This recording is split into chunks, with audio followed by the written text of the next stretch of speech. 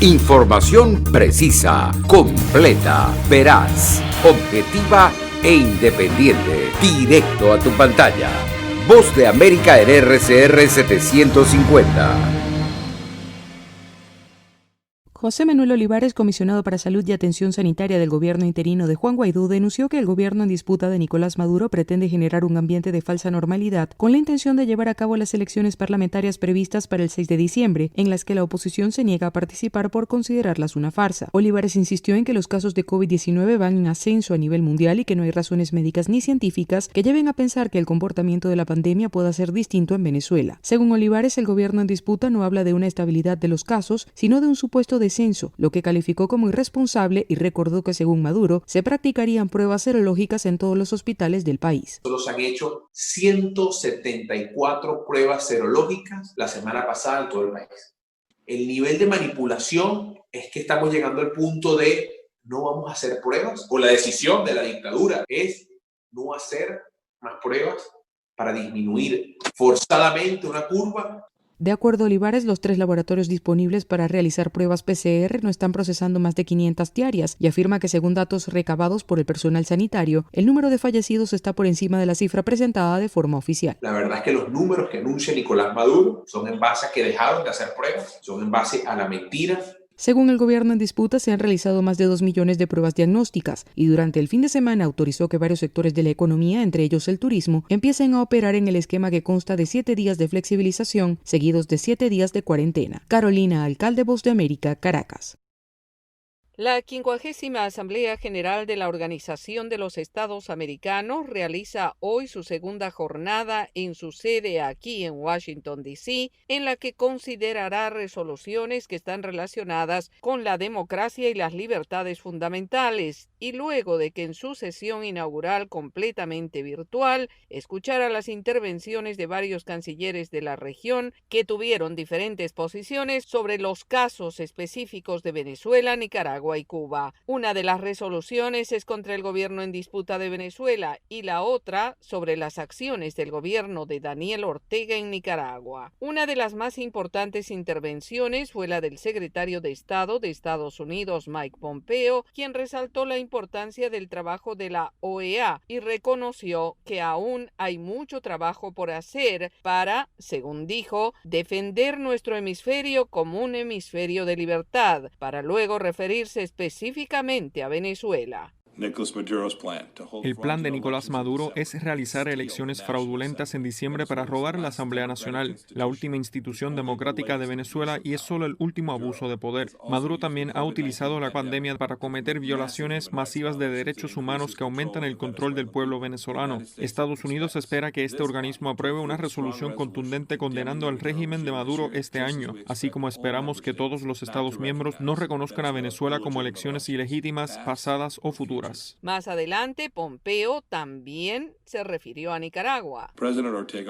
El presidente Ortega también socava la democracia en su país, viola los derechos más básicos del pueblo nicaragüense a expresarse y reunirse pacíficamente, permitiendo incluso ataques violentos a iglesias. Esperamos que la Asamblea General de la OEA apruebe una resolución condenando el incumplimiento del gobierno de Ortega de los estándares demócratas. Pompeo resaltó que la resolución también debe exigir el respeto de los derechos humanos y delinear las reformas electorales específicas necesarias para elecciones libres y justas en Nicaragua. Finalmente, el secretario estadounidense Pompeo instó a la OEA a tomar medidas más firmes sobre Cuba. La Habana es una amenaza para la democracia en todo el hemisferio, dijo. Los cancilleres de Chile, Brasil, Ecuador y la canciller de Colombia, entre otros, condenaron también a los gobiernos de Nicaragua y Venezuela. Yoconda Tapia, Voz de América, Washington.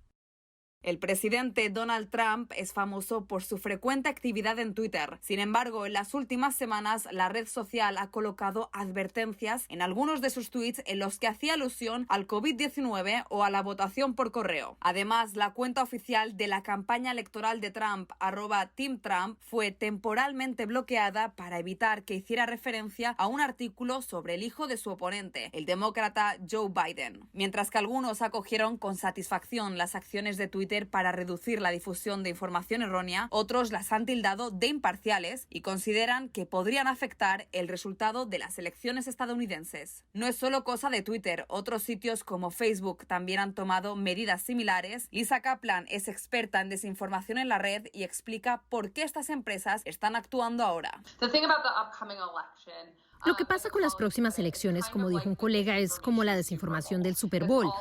Todos los ojos están puestos en ellas. Estamos esperando que suceda. Anticipamos que va a suceder. Es un gran evento. Y el asunto ha llegado hasta el Senado estadounidense, donde algunos republicanos creen que las nuevas reglas se aplican injustamente, silenciando las voces conservadoras y beneficiando a las liberales. Por lo que los senadores republicanos han pedido a los directores ejecutivos de Twitter y Facebook que testifiquen sobre sus políticas. Y así será. Jack Dorsey y Mark Zuckerberg, directores de Twitter y Facebook respectivamente, estarán el 28 de octubre, a menos de una semana de las elecciones presidenciales, para testificar ante el Comité de Comercio del Senado estadounidense. Judy Martín Rodríguez, Voz de América, Washington.